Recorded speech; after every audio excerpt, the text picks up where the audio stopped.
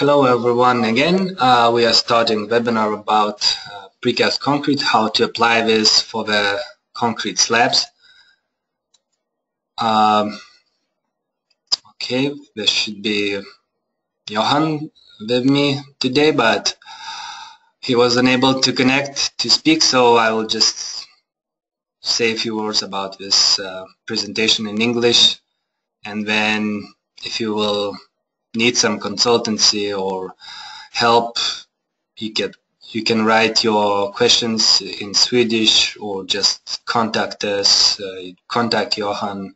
I'll give you address at the end, and then you can have your answers. So ArchiCAD is the company who creates these solutions. We are developers of different add-ons for Revit.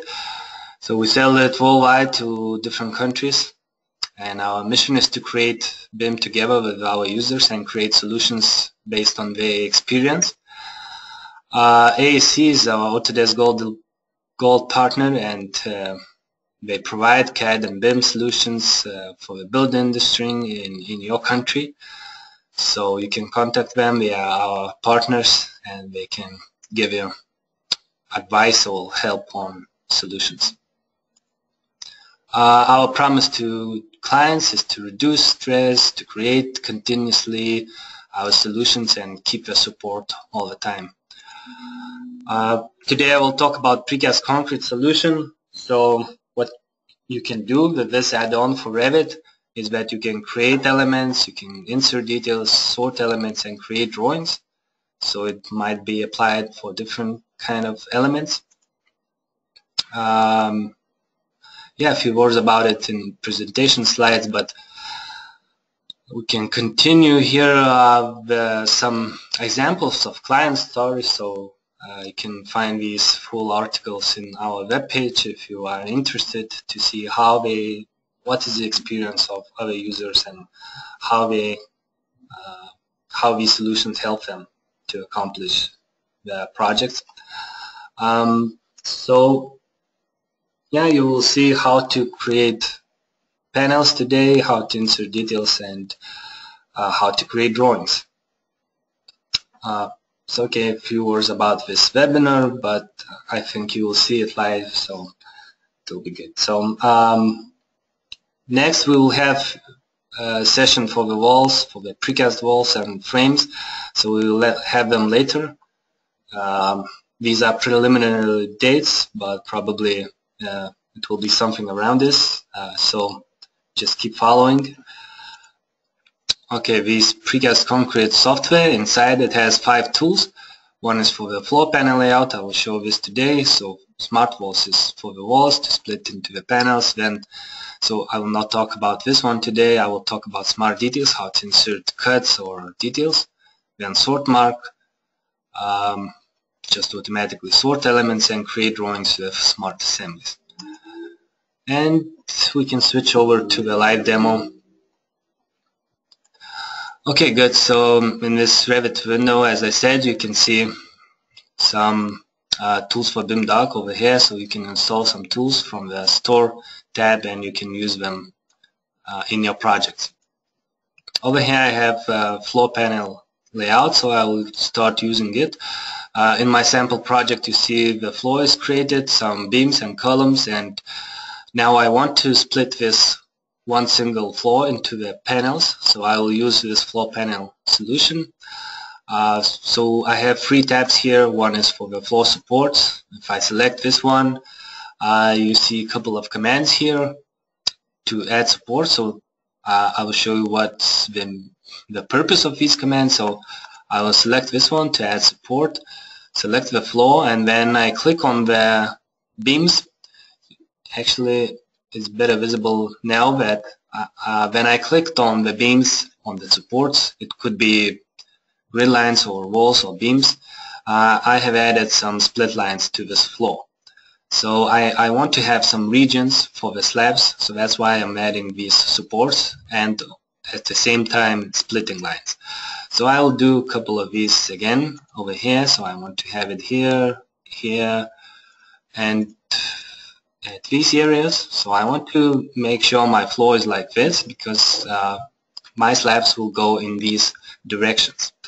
So I will just close this one. Whereas add, modify, and update, of course, functionality, but you can analyze this through your trial period and see how it works on your project.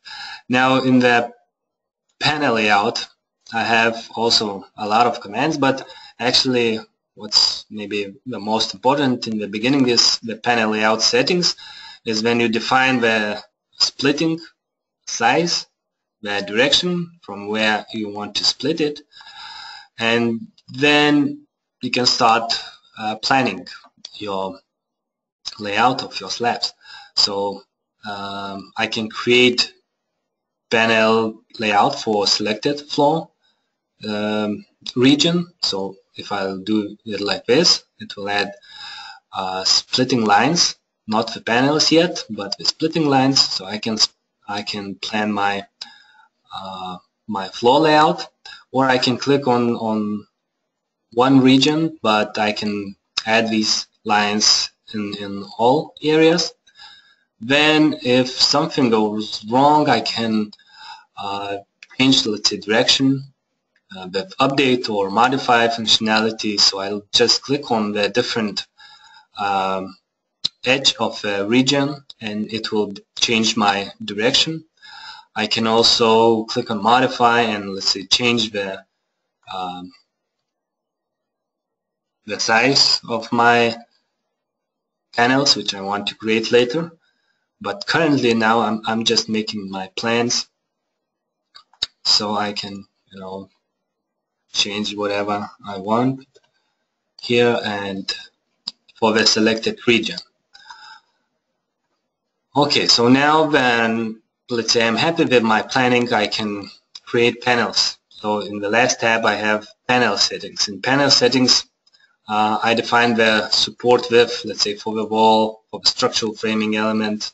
So when I create the panel, it will move over my panel by 80 millimeters over the support.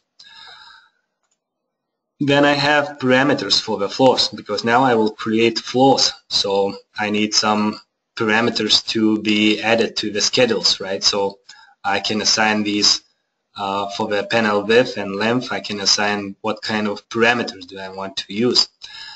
Then what type of floor do I want to create? So let's say I can create this is the type of the floor I have in my project. Then these are holes which comes together with the software. So then I make my settings, I can save them, and then I can create panels for the selected floor face. So if I'll click on this line, so it will give me all of these panels. So now I have a floor created. It's 265, it's just a regular floor with one layer. So I select it to be like this. Then I have these two parameters calculated based on my settings, so I can make this schedulable, right? And yeah, so I can create that, let's say over here and over here again. If I'll go to the level 2, maybe just to show you that now my floor is created. Here is the edge of the beam, so I have 80 millimeters, just like in my settings. So it's already extended to the right position. So let me just get back to 3D view. Okay. Now, okay, another place. Maybe I'll just change some settings here. I want to create this one. I don't want to create any holes. Okay, I'll leave it just another one and just save it. And then create panels, let's say, for this region. So you see now other floors are created. They don't have any holes in it, but let me just show you how to add them. Later I will add some cuts for these floors. Now, okay, I'll change some settings again. no holes again, and just save it and just create panels for the floor face. So just do it like this, and now I will have these floors over here. So again, different type, right? But what I wanted to show you that these holes, right, which I inserted, they are simple families which you can edit. You can change the shape of it. Software comes together with some library of holes, but you can create your own holes in, let's say, in this folder, or just define where your families are located. So you can make the same holes as your local manufacturers. Okay, so when I created some of the panels, I can do other stuff with Smart Detail solution. So let me just drag it from here. Okay, Smart Details, what's the solution here?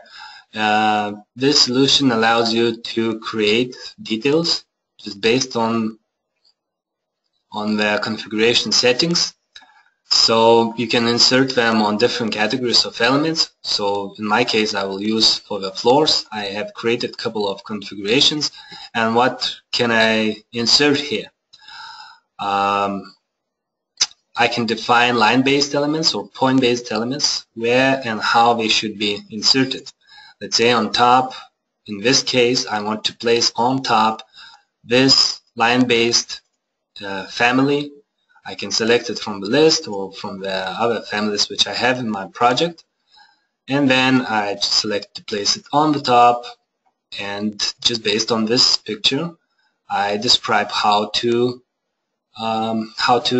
array them, right, in one direction, in another direction. I want to have maximum spacing like this. I want to offset from the ends of my floor. So I define the settings, and then I can use this configuration to insert my details. So if I will filter a couple of these floors, so let me just select the floors, okay, and insert details, and select that configuration, filigree slab. So just insert them, and I have these elements created here. Of course, I can modify them, I can update them. Let's say if I will click on modify and change, let's say, the distance between them, right? So if I'll click on update, so I can make changes to one selected element, or update based on global configurations. So it depends on your needs, right? So I don't know, if I will add it like this. Again, I can quickly make changes to my elements, right? Then another example, let's say I have here different type of floors, right? Insert details. So I used actually the floors to create, let's say, double T slabs, right? I think it's quite good because you can use area reinforcement for the top reinforcement, right? So in this case, let's say I just placed a couple of point-based details on top of my slab, then cut out alongside, cut out at the support location. So it's pretty good. Then let's say,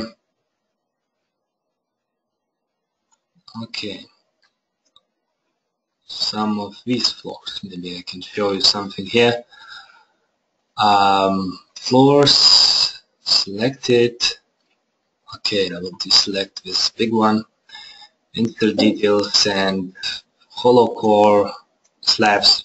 Of course, this is just a floor, so it depends what type of family you create, right? So in my case, I just placed this kind of family. This is just a regular line-based family with void inside, so I just inserted. Smart Details has possibility to cut the floor and so on. So these elements are inserted. Then I can modify, and let's say I have some predefined settings to insert some additional cuts. Okay, so these are on the wrong side, so I will just flip them and update. Okay, so it should be like this. At least I want it to be like this. Then on this side, let's say I will just do a bit of changes here. Okay, just a different size of it. Insert details again. This kind of cut. So again, it depends on your configurations and what you want to create, right? So let's say in this case, I have created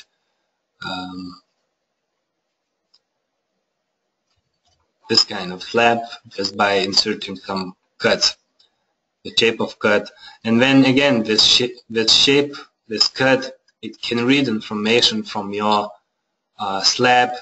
It can read width of slab and adapt to the size of your slab and so on. So again, it's a really powerful solution to insert your details. Couple of examples are here. Let's say these are not precast, but anyway, composite sheets could be placed, because this is just a simple line-based family, right? Then let's say, okay, I added some reinforcement with Revit functionality here. Here is some cut out for the slabs like this. Then yeah, different kind of configurations here. Just for the bubble deck slabs, right? You can create again some point-based details, distribute based on the rules, and you can have your slabs. Then let me go to level 2 and I will sort elements, because I want to have some mark values, right, for the slabs. So I can select floors,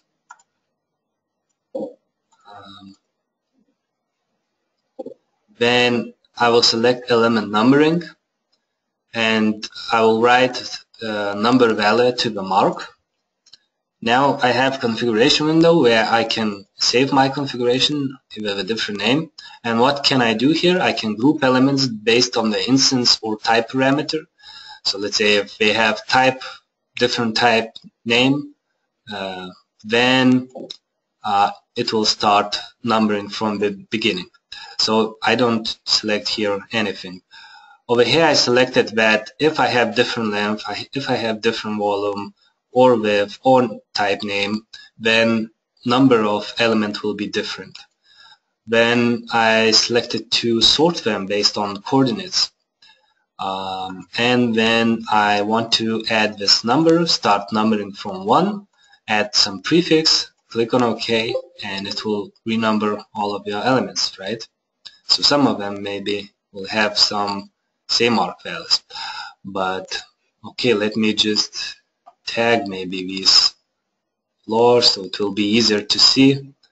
Floor tags over here, horizontal. Okay, let me just click like this. So now probably I have my marking of my floors. So if it's different length, if it's different width, so my floors will be renumbered. And let's say this one that has different cuts, so probably it's because different volume, and then I added different number. So this, again, this solution could be applied for the selected elements, for all the floors, for the walls, for the any kind of elements. Okay, couple of examples here, and at the end you can create shop drawings for this. So for the shop drawings I will use smart assemblies. You can use solutions from the tools for BIM doc, or you can just add them to a tab and drag it like this, like I did previously, and then you can use all the commands from here. But in this tools for BIM doc, you can, if any update is available for this solution, then you'll find it. Because we release updates like every 3 or 4 months, you will find new update, new features for smart assembly, smart details, and all the other solutions. So what do we have here? We have some configurations where we can define how our drawings should be created and what do we want to create. So let me just open configuration window. Okay, in this configuration window I can select, let's say, one of my configurations for the slabs, and we see that I want to create these views. Select the type of views. I can define if I want to rotate any of my views. Then if I want to have view template, what kind of view template, what do I want to see in selected view, so I can define that here. Yeah, then dimension rules. So what are dimension rules? Dimension rules are described here. So you have some settings. Again, you can save these. You have settings how to dimension main element, how to dimension openings in the main element, how to dimension metal details, concrete details, rebars, how to place nodes, what kind of nodes should be included, what to dimension and what not to dimension. Right, so we have some different dimension rules. Over here, some gravity point, visibility options. You have some flipping options of a view to insert gravity point. You have to rotate views, all of the views. Then you can create isolated assembly view, or you can create model view. So it depends on what are you creating. So maybe if, you need to show some surrounding elements, so you can do that. Then schedules, yeah, again, I can create material part list or schedule based on different schedule templates. Then sheets. So the sheets, again, I can place views on the sheet and use that sheet as a template. So I don't need to drag my views manually to the sheet. So let me just create a couple of assemblies and just show you how it works. So for this I will select 2 floors, let's say, right? Oh, sorry, let me check if I have mark values over here. Okay, so I have it. Yeah. So I will select this floor and this floor. Okay, so now I have selected 2 floors. I will click on create assemblies. And now from the list, I have to select the configuration which I want to use. So this one, again, Smart Assemblies works with different categories which are described here. And I will create. So now it will create defined views. It will create the assembly based on the mark name of the element. Then it will add all the hosted details if you have them in this element. It will make schedules and it will place the views on the sheets.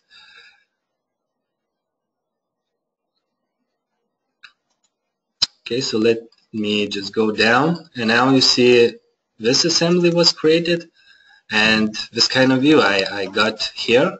So some views are placed on the sheet, the schedule table. So I have it here in one, and another one looks like this. So I create these sheets. Over here another configuration was used for this one. So I had some dimensions for the cuts, right? So I have this for the cuts, for the details, for the gravity point, for the total dimension of my slab, in plan view, in section view, for the reinforcement, just all the reinforcement, legend, created few types of schedules. Again, another one with automatic dimensions. So so how does it place the views on the sheet is that I have a template project in my computer. So I have it here. So this is my template project with different kind of assemblies. and let's say this one, F1, let me find it over here. So I have created assembly here.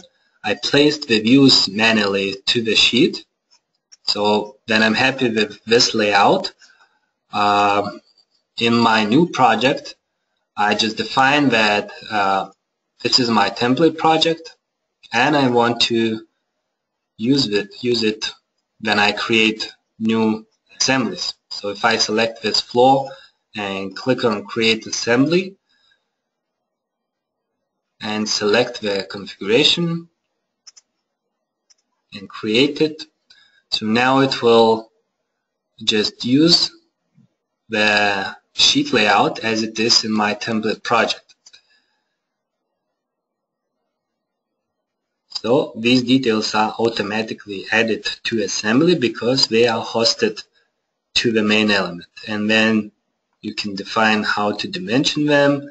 There are some special rules. Let's say I can add model lines, and then dimension line will snap to them. So let me open this assembly, and you see the sheet is created already, and the elements are placed in the same location as it is placed in the template project. Okay, so you see some dimension for these elements, like hosted details for the gravity point, for the total dimension. So you decide what to dimension and how to dimension. Okay, there are more functionalities like to update, to modify their configurations, but what I wanted to show you is just the way it works, and then you can explore, you can have demos, trainings, and whatever you need.